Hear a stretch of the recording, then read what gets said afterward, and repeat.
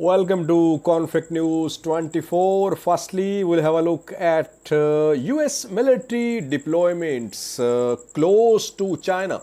How many US military bases are there to the east of China? And how many Chinese military bases have been established on eastern front to the west of Taiwan? We have details for you. Secondly, NATO is expanding. France's Emmanuel Macron signed applications of two countries to make them part of NATO, Finland and Sweden. Interestingly, both these countries remained non-aligned for years. During Cold War era, non-aligned movement was born and more than 100 countries became part of this non-aligned neutral movement.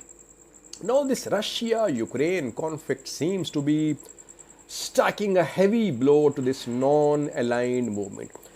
Thirdly, viewers, Russia today claimed control of a settlement in Kharkiv Oblast. We'll have a look at that. Russia yesterday claimed control of Pisky, but today Ukraine denied Russian claims, and last night Ukraine once again attacked a bridge which is being used by Russians for their supplies to give supplies to the troops deployed across Dnieper River in Kherson. We have complete briefing for you on a map about Russia-Ukraine conflict. What happened in the last 24 hours, we have details for you. Firstly, viewers, China, Taiwan, China-US tensions in the Pacific Ocean. How many US military bases are there in this region to the east of China in case of serious military escalation between China and Taiwan? Can US play a role militarily? How much is US military presence close to China? We have details for you. There are four main US bases to the east of China. Firstly, South Korea. In South Korea, there is a US military base. South Korea is US ally, and Nancy Pelosi, US House Speaker, when she visited Taiwan a few days ago, the visit which led to serious escalation, she visited South Korea as well. In South Korea, there is a US military base. Secondly, Japan, viewers. There is massive US military presence in Japan. US Navy, US Air Force, US Special Forces, all are deployed to Japan. Thirdly, Okinawa, which is an island to the east of China. It's Japan's territory. Here again, there is US military presence. And fourthly, Guam, viewers, island. And on Guam, there is deployment of US military. Now, question is, it means that US has four main military bases. In four locations, there is presence of US military to the east of China. What about China? Its eastern border. How many military bases, Chinese military bases are there? 30, viewers. There are around 30 military bases, Chinese military bases scattered all along Chinese eastern border on mainland China. So it means that in terms of number of soldiers, obviously Chinese are at an advantage. They have a very clear advantage. So next question would be, which type of weapons, long-range weapons, have been deployed by the US military and Chinese military? China has deployed its cruise missiles, ballistic missiles to its eastern border. So all four US military bases are within the range of Chinese cruise and ballistic missiles. US has deployed anti-missile defense systems. So it will be, if it happened, it will be a contest between military equipment of China and US. Can Chinese missiles reach US bases? But since there is so heavy deployment of Chinese military that Chinese missiles will overwhelm US bases. US has deployed a special group, strike group, they call it US Special Carrier Group, Special Carrier Strike Group, which consists of an aircraft carrier, destroyers, cruisers, several warships, you can say. This special strike group is deployed to the Pacific Ocean as well, to the east of China. Yes, it can play a role too. So, US has its military presence, which it has enhanced in recent years close to China. But in terms of numbers, Chinese are far ahead of US regarding number of deployments, number of soldiers, number of weapons. So it would be a contest between the tech. Which country has more sophisticated weapons? Secondly, of course, NATO is expanding. NATO was almost dead a few years ago. No one was talking about NATO, especially in Europe. Russia was saying that NATO was trying to get close to its borders. Russia had its apprehensions. The US and NATO allies, they kept on expanding, and ultimately Russia-Ukraine war broke out. Now, those countries which are not part of NATO, especially European countries, now they want to be part of NATO. These countries remain neutral for years, for decades, like Finland, Sweden. The two countries have applied for membership of NATO. The two countries are part of NAM, Non-Aligned Movement, which was born in Russia-US Cold War era. More than 100 countries became part of NAM, Non-Aligned Movement back then. Now these countries, which are seen as neutral, are gradually becoming part of NATO.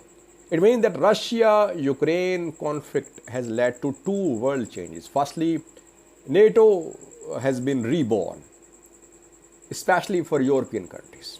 Secondly, non-aligned movement is coming to an end largely. Main countries, big powers will not be neutral anymore. They will side with Russia or with the US. If it happens, then who will mediate? So there is need of some non-aligned alliance now.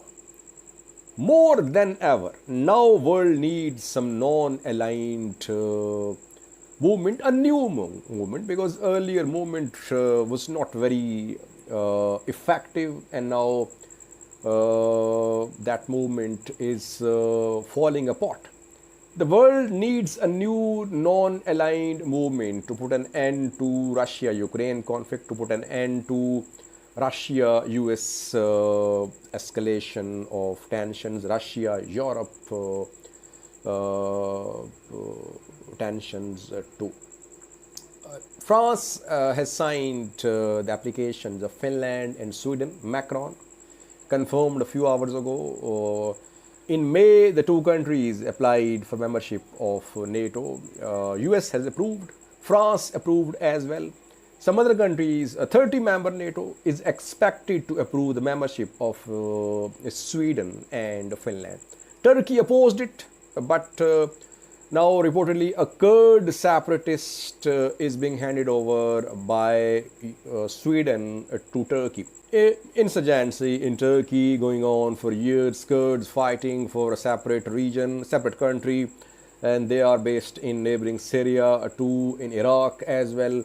And Turkey was accusing Sweden, Finland that they were harboring some Kurd separatists. One has been handed over from Sweden to Turkey.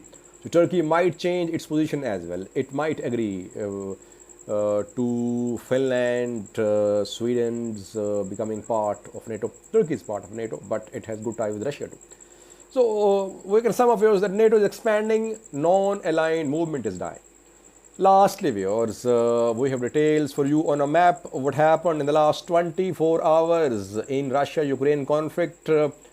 Russians are claiming control of a town, of a settlement in Kharkiv. Ukraine has rejected Russian claim about Pisky.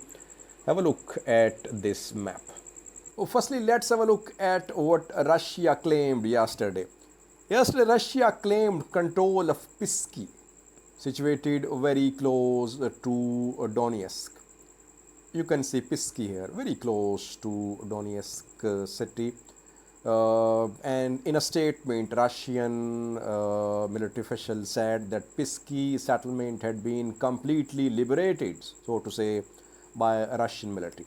But today, Ukraine, just a few hours ago, just an hour ago, in the latest military briefing, denied that Pisky had been captured by Russian forces. Ukraine further claimed that Russians tried to move towards Pisky and towards this place, Krasnohorivka. But both these offensives were repelled by Ukrainian forces. So now, who to believe? We'll have to wait for some pictures or some footage from Pisky. Since Russians are officially claiming this control, but Ukraine denying it officially as well. So we'll have to wait. Hopefully we can find some footage from Pisky to confirm that Russians are there in Pisky. So far, Ukraine is denying control of Russian control of Pisky.